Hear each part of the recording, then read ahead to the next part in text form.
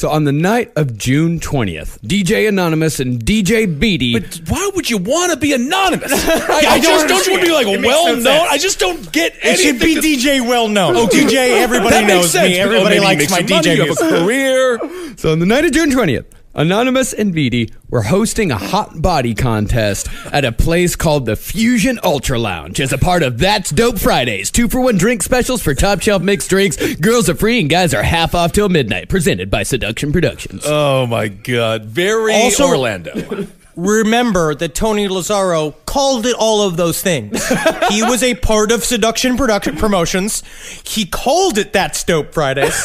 And he chose the location of Fusion Ultra Lounge, which also does not exist anymore. It was closed in 2009. And apparently the sushi was not very good. Oh, so it was a sushi restaurant. Yes. It was the whole.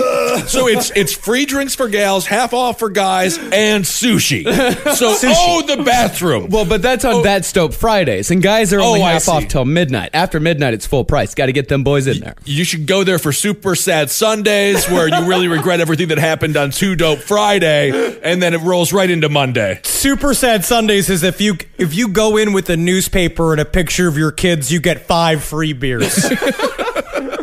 Now, for a little bit of perspective, because I was completely unfamiliar with the hot body contest. Sure. Oh, so, Marcus, you didn't go to Florida State University, man. Yeah, this is by the way, I'm from Wisconsin. We didn't have these kinds of competitions. We did not have these in Texas either. We had competitions where like, how hot are the nachos? Let's see if you can eat a plate of them. And then you got Wisconsin them for free. Has the physically warm bodies competitions where we could see which body emits the most heat. And Marcus has the most scarecrow-like bodies because everyone has to blend in with the trees of Lubbock, Texas. Florida's a different beast. Well, for some perspective, let's listen to just a little bit of the 2015 Miss Budweiser Hot Body Competition held at the Leesburg Bike Fest in Florida. I gotta say, Miss Budweiser does not give me an image of like beauty. Like you shut up, Kissel. You would marry Miss Budweiser in a fucking second. I did marry Ben Kissel, and we were having a wonderful life. I say I love my Miss Budweiser. Then you did not watch the Miss Budweiser 2015 Hot Body Contest. No. These women they're hot. Okay, they got hot bodies. All right, but keep in mind that these are the big leagues of hot body contests. Casey Anthony, that was the minor leagues. Casey Anthony. Oh. Yeah. No, Casey Anthony she looked good. Well, I won't mention it again. All right, let's listen to this clip. Contestant number 2. Come on up here. Number 2, this is Helena Rotundi, and she's from New Orleans, Louisiana. Sponsored by Gator Harley Davidson. Her occupation, she's a bartender. She stands 5'6" tall. Her measurements, she said she's got a cute face, a little waist, and a big behind. That's not a measurement. She's got blonde hair and baby blue eyes. And something special about Helena, she said, don't let the mascara fool you. I can go from makeup to mud in 3 seconds. From New Orleans, Louisiana, that is number 2 today. That's Helena. That is unbelievable, and wow.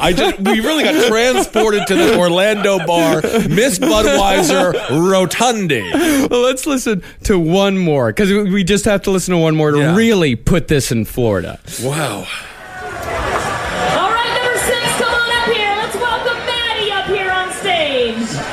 She's from Tallahassee, Florida. Hey, all right. Sponsored by Hot Leathers. Her occupation, she's a bartender. She stands 5'4". She's got blonde hair and blue eyes. And something special about Maddie, she said, I have an FSU obsession. Go Noles. Go Noles. That got the crowd going. Go Noles. That's Maddie. Oh, it got the crowd going, but in the opposite direction because they were in Gator country. Oh. Coming to the stage is number 57. His name is Henry. He is 33 years old, and here's something special about Henry. He'll go from pizza to his underwear in 15 seconds. Go Knowles!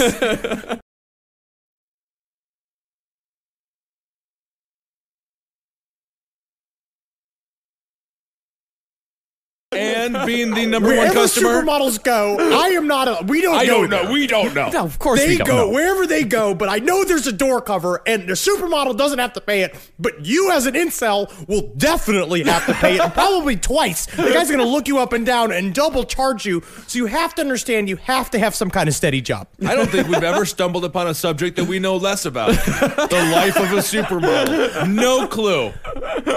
Now, almost all of Hansen's victims were exotic dancers at strip clubs in Anchorage, places like the Kit Kat Club, the Wild Cherry, and the Gentleman's Retreat, not to mention the Great Alaskan Bush Company.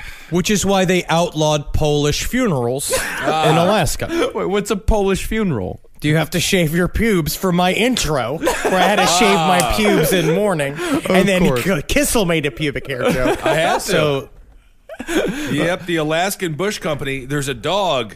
He'll never talk. I don't know. It's a Bush Beans joke. It's early. I don't know. It's early. It's 12:30 p.m. Well, when you put the PM in there, then Well, really, not according to the 12 Bud Limes. Then it's always early morning. You always say, I've never drunk a Bud Lime in my life. I know for a fucking fact that you have. No, I don't think that I have. I've seen you drink a Bud Lime on the road. If it was free. Yeah. If it was free, that's a different story. I think we were at a bar in D.C. and you drank a Bud Lime. I seem to remember being like, yeah, it's like you take the tropics with you. Like you were saying something like that at like 5 people that weren't listening. What's new? No, Robert Hansen was so detached from... So about 2 weeks after the murder of Jose Collazo, Joseph had a vision. In this vision... I just like all of this shit. It's because it's very like what's his name? It's like Alejandro Jodorowsky. Very much so, yeah. I mean, these visions are, they're beyond David Lynch. Yeah. They are some of the most intense things I've ever read. Right. In this vision, Joseph said he saw a boy being thrown from a mountain. And in that moment, Joseph had an erection. Oh, I wish I didn't, but Yeah. I did. I wish you didn't too. Turkey is done. Well, he'd come to know erections as a signal that the message was coming from God. I am talking to God every second of every day. I guess so. I mean, especially as a hotel room there. For the first 15 minutes of the last 15 minutes I spent in a hotel room, I guess I'm talking directly to Jesus Christ. He's got a whole website. God told Joseph that he must throw the boy, whoever the boy was, from the edge of a cliff, and that Joseph would find the name of the cliff in a brochure on the small table beside his sofa bed. See, Joseph had picked up a couple of travel brochures at a tourist information center a few days before because he wanted some ideas for a father-son outing with his 3 sons. Because that was the amazing thing about it, is that he was still trying to be a dad during all of this, but he didn't know how, but he was also getting all of these signals from God. Right. He was a very complicated individual. He's confused. He's very confused. Sounds, a bit like that. But the kids were barely going to school, and so they were in and out and truant. But he viewed them all again. They're all now serving a higher purpose, so he doesn't give a shit. That sounds like kind of some of the towns we just drove through Ohio, where it's like the families are all there either working. And we went to this cheese shop. It was Grandpa's Cheese Barn, and the whole family is there working, and it's 2:00 in the afternoon. Oh, it's a family affair. They should have been in school, but that's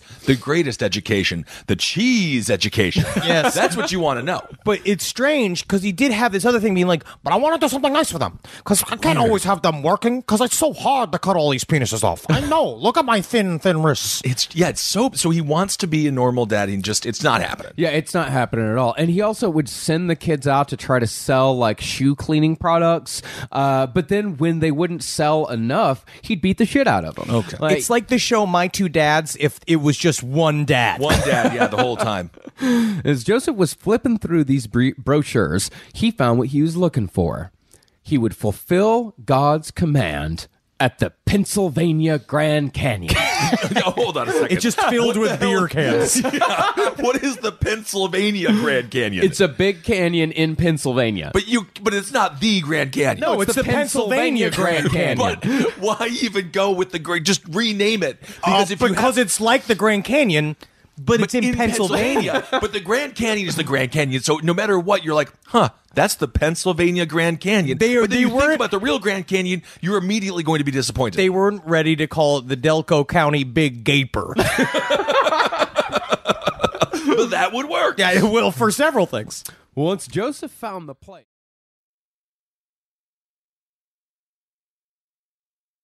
But what follows here is one of the most bizarre and bumbling cults that we have ever covered. Let's start with the early life of the great guru himself, the leader, Shoko Asahara, or as he was originally known, Chizuo Matsumoto. Now, is it Chizuo or is it Chizuo?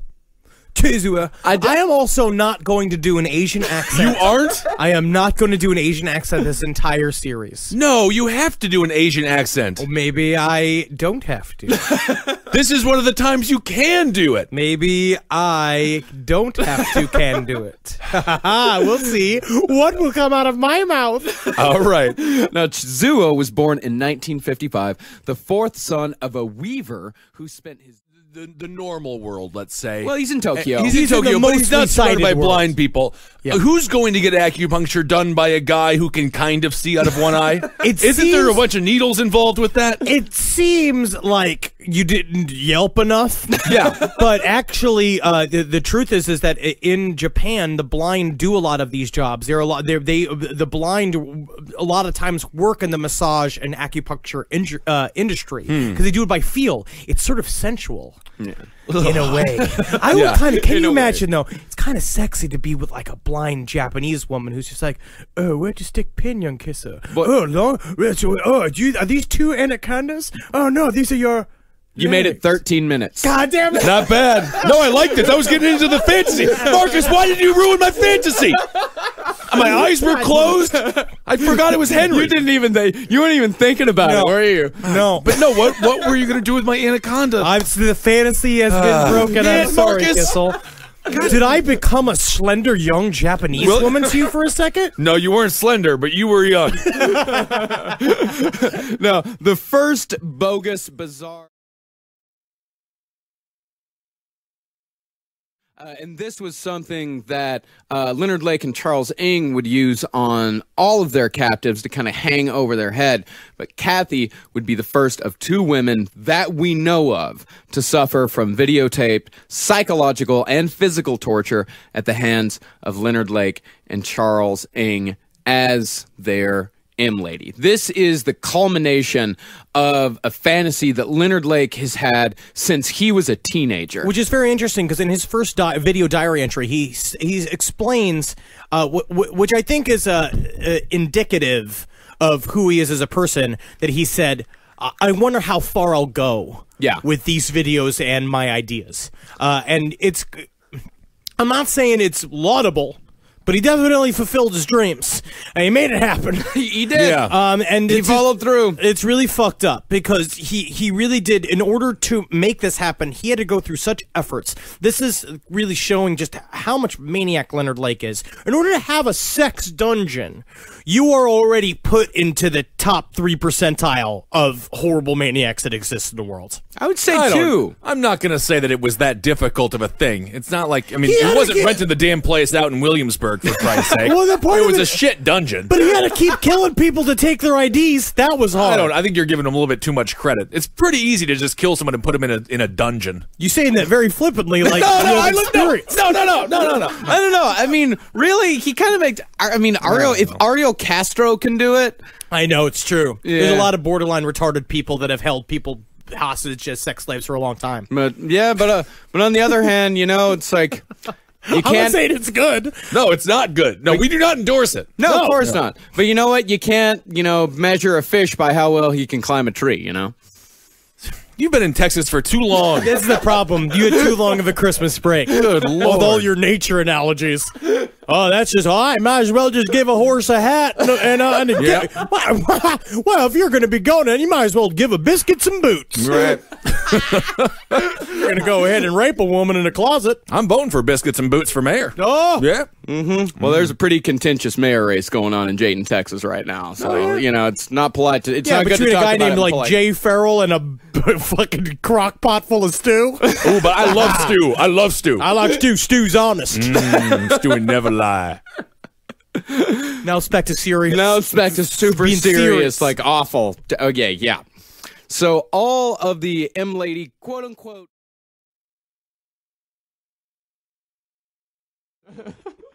Yeah, Twitchell, I mean, he even got the guy who played Boba Fett to do a cameo. Hey, got Jeremy Bullock in there. Now, why do you hold on a second? Do you need the guy who did Boba Fett? Isn't he covered the entire time? Can't anyone just do that? This is a good point. This is a good point, and that will come back around again and again in every remake, being like, we don't need the real original Jason Are because you he's in America. 5'10"? You got the job. But I will say, in order to even get Boba Fett to do the movie, he had to give Boba Fett final cut. He had to actually, and he's just doing a cameo, but Boba Fett still had to watch the entire thing and approve the final cut. Yeah, but still, you know, it seemed like it was all going to work out. The Canadian Broadcasting Company, the CBC, they came out, they did a little feature on the shoot. Oh, they also do a feature called Favorite Duck of the Month, so I wouldn't give him a lot of credit. I would watch that feature every month. And pretty soon, you know, Mark Twitchell, he was married for a second time to a woman he met on plentyoffish.com. Oh. Although, it was pretty much, I mean, it was the same thing as the time before. He met her 3 months in, I think. He, you know, asked for her hand in marriage. They got married, and then a couple months after that, she was pregnant. Oh, my goodness. Locked in. Plenty of fish indeed. Just squirty. He had plenty of fish in his balls, I guess. I guess so. Now she's got one big old fish in her gut. Yep, she's got a big grouper in there. Oh, yikes. Man, I'll tell you what, plentyoffish.com does not look good anymore. I went on that website because I was hungry, and they didn't even sell What food. is this? Come on, Kizzle. And I had to search plentyofshrimp.com next. 2019. You don't want to see that. 2019. Plenty of shrimp. Yes. Don't go there, my Yes. friend. It ain't about shrimp, if you know what I'm talking about. God, man, it's just for tiny dicks. What's this whole Danzig page about? And things, they just kept rolling. I want to say this. I was very good with chickens as a child. The Swenson farm had a missing chicken. And what detective did they call? Some stupid one. And then I went in there and I got the chicken out. What are you talking about? Swenson's lost a chicken. No, Swenson's is a That's grocery the name store. of a family. That is the name of a family Oh, that the lost family. a chicken. Oh, okay. They sent in somebody to get the chicken. The chicken did not go to that person. Where did the chicken go? It was up in the coop. And I went in. But is that and I where went the in and chicken's said, supposed "Chick, to chick, be?" chick, chick, chick." Yes. No, but they wanted it to probably kill it. So you... Okay. Well, now that I think about it, actually... Yeah, you were the chicken- Grim Reaper of this chicken. Well, yeah, you no. went out, earned this chicken's trust somehow as a giant boy. Yeah. You went out and like, did you flap your arms Oh. and buckle down like you were a giant chicken? Very theatrical. I did what I had to do. Now, was this at the time when you were also told by the principal you were hugging people too much? No, that was years later. Yeah. So anyway, I just And wanted a to say, little look into the life of Ben Kissel. I got the chicken down. The chicken and I were very Another close. day in long fat man history. The Forlorn Hope's main guide was Charles Stanton, but Stanton's fatal flaw was that he was only 5'5". I'm being triggered on purpose. That is put in there. You're saying, yes, he has little legs. I'll put this in. I'll read this in the outline. That meant that he has little legs, but had a much more difficult time pulling themselves out of the snow again and again. Actually, First of all, I was planning on reading it this way. That meant that his itty bitty legs had a much more difficult time pulling themselves out of the snow. No. Technically, according to my IMDb, I am 5'8", and if you notice when I wear my heels, I am... No, I will. You go back to the book. Charles Stanton was very handsome, very strong, and very brave. The reason why he died first was because he had already been up and down the mountain pass 3 times. Oh, he's which too is what a alpha. short man could do. He was Right. too good. Oh, I see. That's why you died. He was also more susceptible to snow blindness than many of the others. He's so close to the ground. He's like, oh man, what a guy. God damn it. And this was only the third day. Well, Charles Stanton never caught up. His body was found 5 months later in a hollow stump nearby. Because remember, he was small enough to fit into a hollow stump. Where is he? Where the heck is this guy? Oh my God, he's laying completely. To show everyone that even in death, he had a sense of humor. Okay, so How did he ever climb out of the stump? Maybe he couldn't climb out of the stump. Maybe that was the problem. He was warm in the stump. I see. Well, back in those days, people would buy whole sides of beef, pork, or lamb and store it in places like the Pickton farm where they could go and pick up whatever they needed throughout the year. Sure. Locally, B&C Frozen Foods was known as the Meat Locker. Honestly, we're trying to change the name to the Meat Library.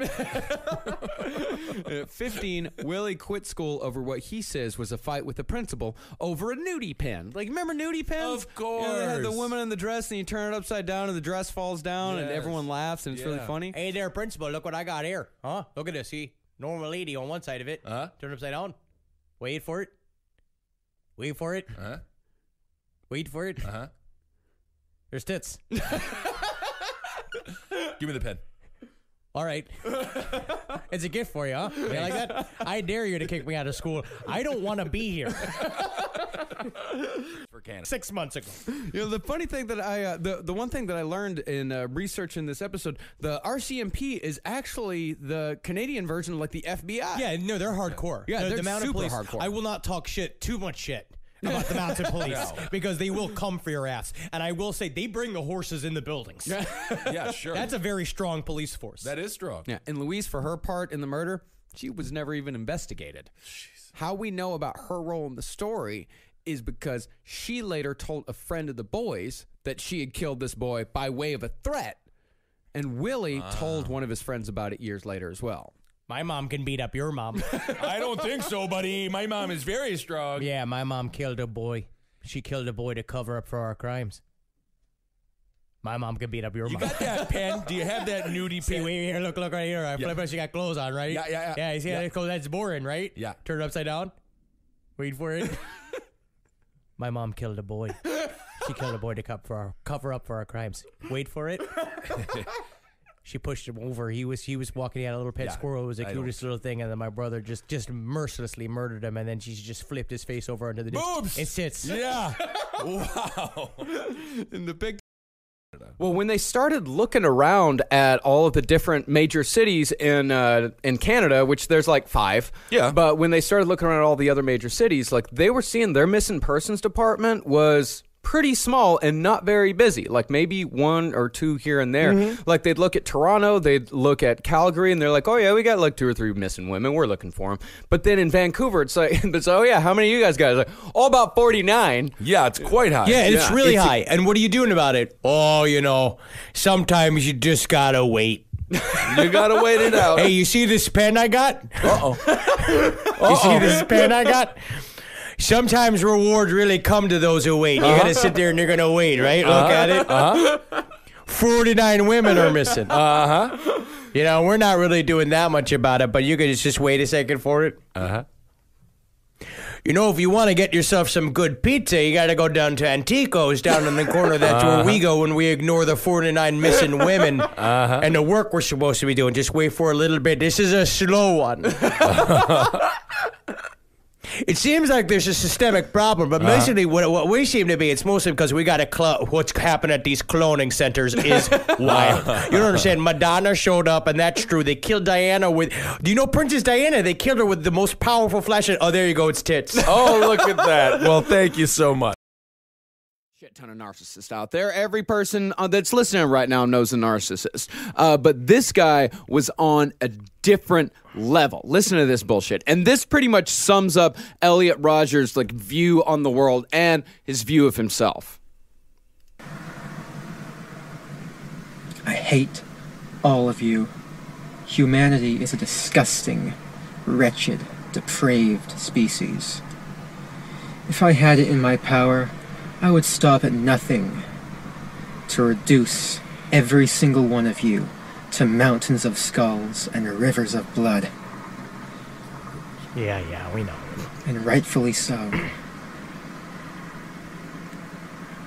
You deserve to be annihilated.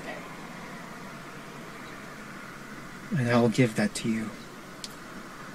You never showed me any mercy, and so I will show you none.